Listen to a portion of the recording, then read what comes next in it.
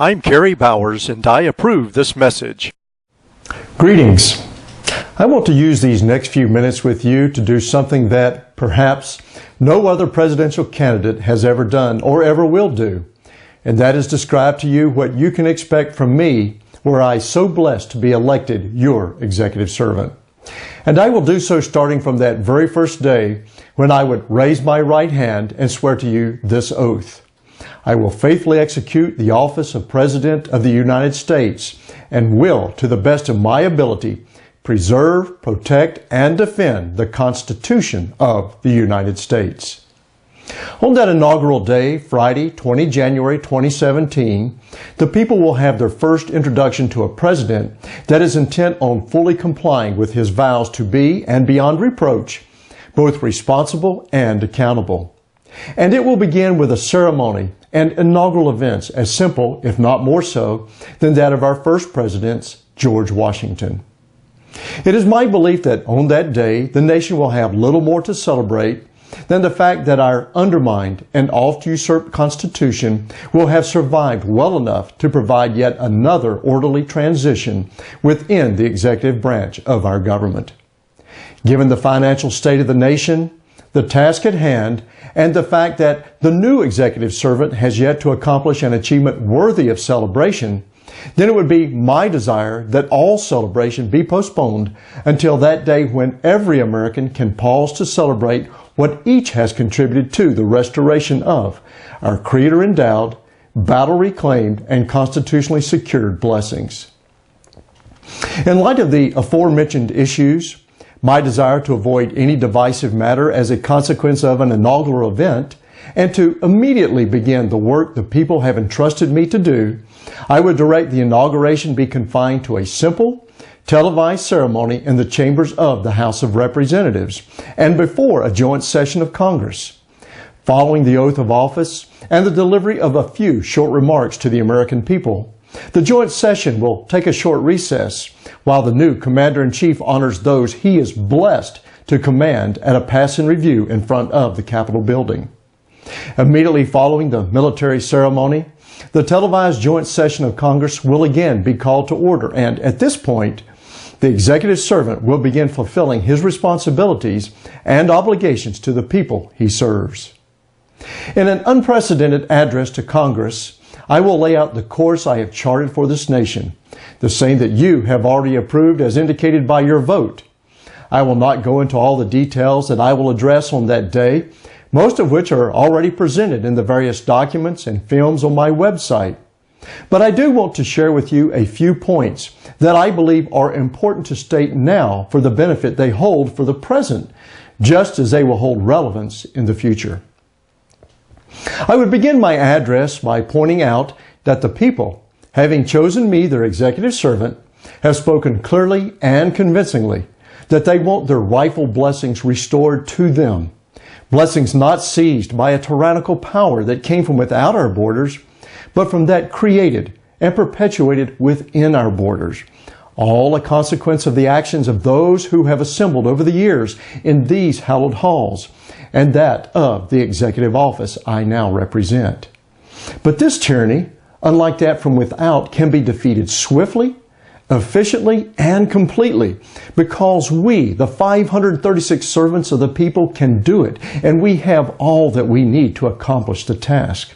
It will require no impossible burden upon the masters we serve, nor will it require more of our personal energies than that contributed today to the expanding tyranny we now turn our attention to eliminating.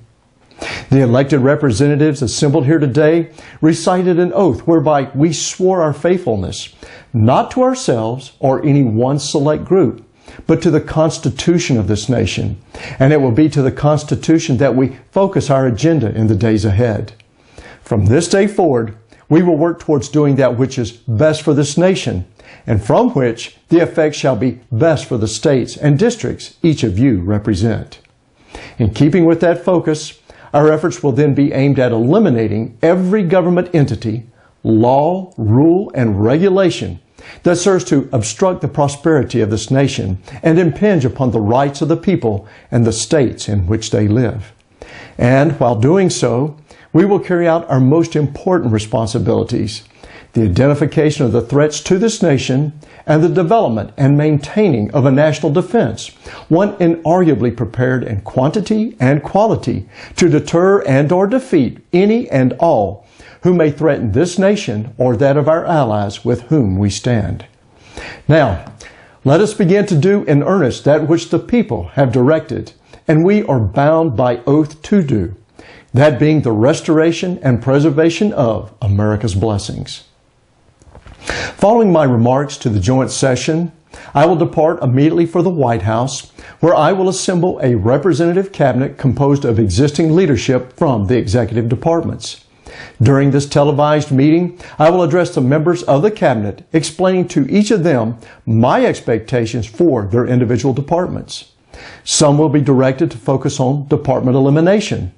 Others, such as the Department of Defense, will be focused on confirming that their infrastructure and capabilities fully meet national requirements.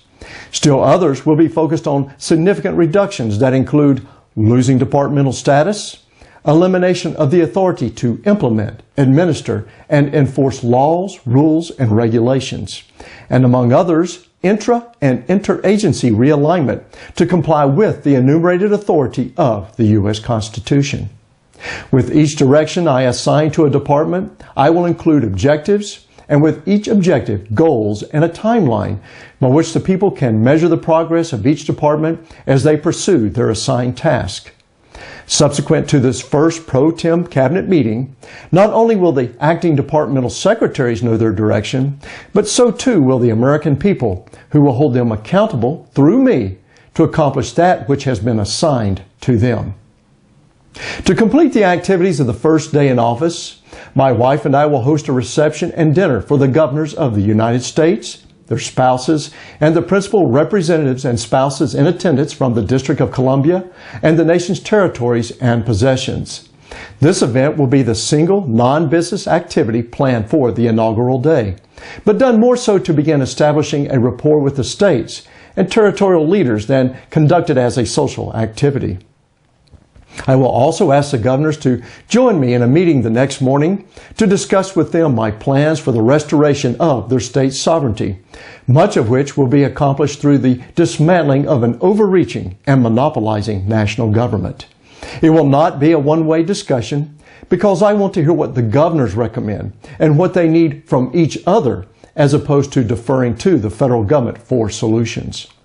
Working with the governors of each state throughout my tenure as the nation's servant will be a top priority and one I see as supportive, not directive. Turning now to give you some insight into my planned activities Monday through Friday, I would begin each day at 5 a.m. with my personal routines and a review of the national and world news. I will meet with the White House Secretary at 7:30 a.m. to address the daily schedule and beyond, which will then be posted or updated as appropriate on the White House website. The next event will be the daily intelligence briefing that will begin at 8 a.m. and with the applicable members of the National Security Council and others as the situation may warrant. Cabinet meetings will initially be scheduled for Wednesdays at 10 a.m. and adjusted throughout my tenure as necessity dictates. The time between scheduled events and planned termination of daily activities at 5 p.m. will be filled with my attention to individual matters focused primarily on the accomplishment of my direction to the individual executive departments. The weekends and holidays will be reserved to my family, worshiping my Creator, and welcoming the people to their White House. I want to state for the record that the White House will not be closed to the people for any reason other than that consequential to a threat directed against the White House, its residents, or staff. In fact, it will be my intent as the executive servant to spend Sunday afternoons receiving the nation's people into their home, as well as welcoming those to the White House who are guests in our nation. As your president, I will always remember that I am of the people, for the people, and shall never be above the people. Remembering too that it is them whom I serve, not they who serve me. As part of my objective to rebalance the character of government, going from an excessive national character to a greater federal character, you can anticipate a far less traveled and media-focused president than what you have seen from presidents since perhaps the advent of television. That does not mean that the president is behind closed doors doing covert work. No, it means I am at my desk focused on assessing, designing, planning, and implementing those things that will most efficiently and cost-effectively restore the blessings that I promised you I would commit to restoring. Less focus on the president, too, means a greater opportunity for more focus on the individual state leadership, where I, in agreement with the founders, believe it should be. Further adding to that emphasis will be the elimination of a spokesperson for the president, and there will be no daily briefings from the White House. The only routine briefing will occur on Fridays when the president will speak for himself, providing a summation of the week's activities and plans for the following week. Subsequent to the president's prepared remarks, the media will be afforded the opportunity to pose questions to the president. Contributing further to the president's reduced visibility will be the omission of frequent in-person appearances, both inside and outside of Washington, D.C. In most cases where the president's appearance may be beneficial to the event or issue, then transmitted video will be the preferred method for interaction with the attendees. The cost of travel and the negative impact presidential appearances can impose upon the people at each destination far outweighs the value such public appearances typically provide to the nation. I also want to make it clear that campaigning for me and any other candidate looking for my support in the future ends on 1 November 2016. Even if another term were in the offering, I will not actively campaign again for the office. If I have not proven my worth to the people in the 4 years I was blessed to serve them, then they deserve another president in the subsequent term. In addition to an appropriately less visible president will be an appropriately less expensive president. As I have stated in other campaign presentations, I will function on a salary 50% less than authorized for the president, the remainder going back to the Treasury. I will also not accept any pension subsequent to the completion of my tenure in office, preferring only to resume my military pension.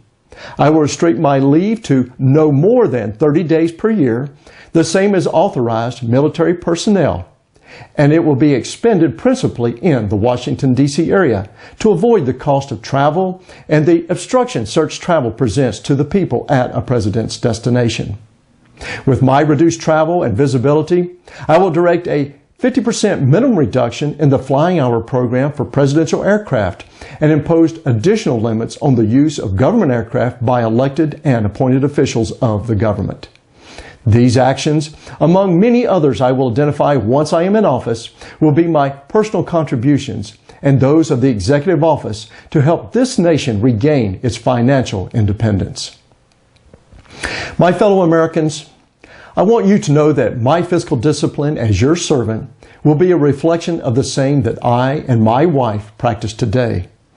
Though we are financially well blessed, we choose to live a simple lifestyle, one that includes a very modest home, one vehicle, and a greater focus on serving family and community through our blessings than serving ourselves. Since before our marriage, more than 8 years ago, neither of us has been subject to any debt. And the freedom of mind and from physical burden that comes with such achievement is what we want for every American, particularly when they reach the years of life we have reached. So, we will continue to set the example for personal financial discipline as your servants and do so as I work to establish the same discipline within our government. And that brings me to my final comments for this presentation.